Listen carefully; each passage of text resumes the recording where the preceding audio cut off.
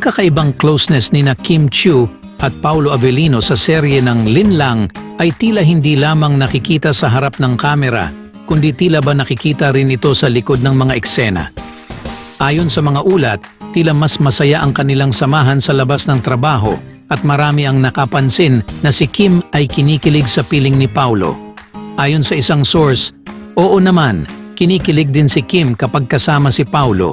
Iba kasi yung kasiyahan na dala niya.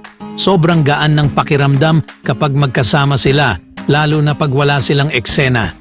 Hindi rin naiwasan ang ngiti sa labi ni Kim tuwing binabanggit si Paolo at tila ba nararamdaman ang kilig ng kanyang damdamin. Parang kahit saan sila magpunta, nagiging mas masaya yung lugar kapag kasama ni Kim si Paolo. Dagdag pa ng source. Sa mga behind-the-scenes moments, laging nakikitang magkasama sina Kim at Paolo, nagbibigay buhay sa kanilang on-screen chemistry.